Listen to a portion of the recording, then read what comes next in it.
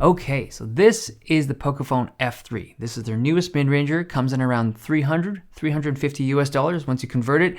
And this is just stacked. The hardware in here is really good for the price. I don't think that you're gonna find many other competitors that can hit this kind of price point for this kind of hardware. Now, Pocophone has a whole slew of phones, right? They've had some $200 phones, $150 phones. They can get really cheap. And those are great value, but usually when you dip down to that kind of price point, you have to make some pretty big compromises to get that price point, right? Whether it's a screen or the processor or something, some kind of deficiency in the product to be able to hit super cheap prices. Now at $350, this is not dirt cheap, right? This is a decent amount of spend, but this feels like a fairly compromise-free experience. And if you're a performance enthusiast, but you don't want to spend a crazy amount of money on a smartphone, I would definitely consider this device. So I'm going to start with the screen because this has an amazing screen for the money. Probably the best screen you're going to see at this price point. It's 1080p, 120 Hertz, great colors, and it gets bright. This is actually the same panel that you see on the Mi 11. And when I look at this display, this defines a product for me. Like when I look at this, I think, where else can you get a display of this quality, this brightness, and this kind of characteristic for this kind of price? You just can't. Even other Poco phones, like the X3 Pro that just launched, that's a 450 nit screen. This is 12 or 1300 nits. It's so much brighter, and it's just top-end screen for a mid-range price. The speakers are stereo, but keep in mind that the earpiece one, like the upper one, is a little bit quieter than the bottom firing one, but it is still a very distinct stereo effect. Now the fingerprint sensor on the side is actually quite unique. It has a convex shape to it, like it's a regular power button or a regular sleep-wake button. Normally when you have a side-mounted fingerprint sensor, it's flat and they have like sharp edges and stuff that just makes the experience not perfect. This feels like a regular button and it's fast to unlock. I really like it. Now the frame of this device is plastic. It's got a gray gunmetal color to it with a bit of a metallic sheen, but it is plastic. The back panel is glass and it also has that gunmetal color, but this is very reflective. It's almost like this chromed out finish. I think it looks really good, but I don't think it's for everyone. And because it's glass, I was concerned about the scratch resistance of it, so I tested it out, but it's really good despite the chrome looking finish.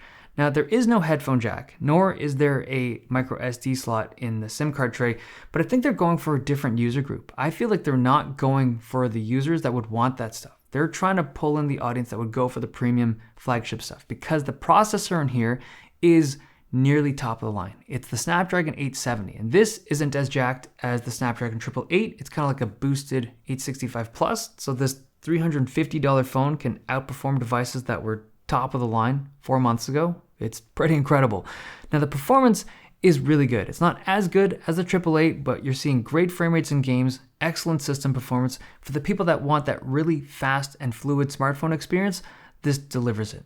Now the battery is 4,500 milliamp hours. It's a medium-sized battery. It's a little bit smaller than the one on the X3 Pro, but its screen on time is also a little bit less than I was hoping for. I'm getting like 6, sometimes 6.5 hours.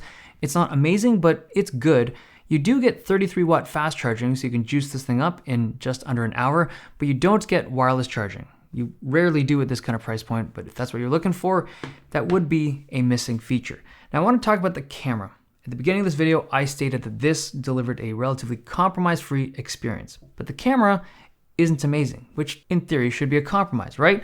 Let me explain. At this kind of price point, you never get a great camera system. And unless you're buying like a used Samsung device or like maybe a Pixel 4a, in general, cameras at this point, they're nothing to talk about. And I think smartphone companies they've realized that that's the feature that you can just keep upselling, right? Every $100 that you put more into a phone, you just get a better camera system. And this is a camera system with very average image quality. You got clean images with pretty good colors if there's enough light, but it falls apart quickly in tough conditions. And if I'm comparing this to the new Samsung A52, photos taken in good lighting conditions are comparable, but the moment it gets dark, the A52 is noticeably better. It's got a better sensor, it has optical image stabilization, so it's just gonna shoot better. It is a more expensive mid-range phone though. The ultra-wide on the F3 is also predictably mid-range. It's got fair image quality when there's enough light, but it falls apart really fast in the dark. Now in terms of video, you can shoot in up to 4K 30 and the software stabilization is pretty good on the Pocophone, but the overall camera system is fairly average. It's not awful, right? There's devices out there that have way worse camera systems than this at this price point, but it's nothing special. But earlier I mentioned this device, the Samsung A52 5G, and this is a very well-rounded phone. This is $450, but you get a better camera system, you get a headphone jack, you get micro SD support. There's a lot of good stuff that's going on in here, but you also get a noticeably slower processor than the Pocophone. That's where things get a little bit more complex. Let's say you extrapolate and you look like 2-3 years out into the future. What does that phone experience look like for someone that picked up the Samsung versus someone that picked up this F3?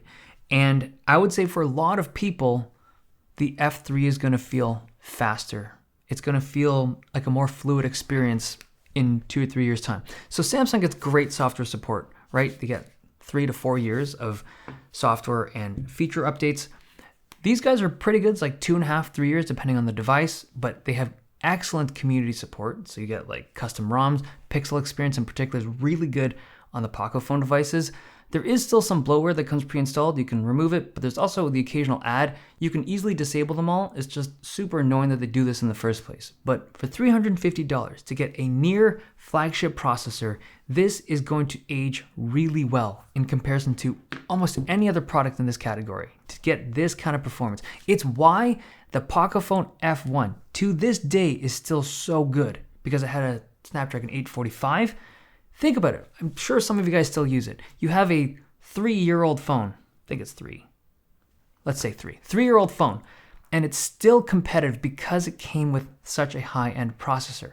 That's why stuff like this, even though it's really good today and it's viable for today, and I highly recommend this device, they just don't last as long. I'm just putting that out there. Okay, that's the F3 video. Hope you guys enjoyed it. Thumbs if you liked it, subs if you loved it. See you guys next time.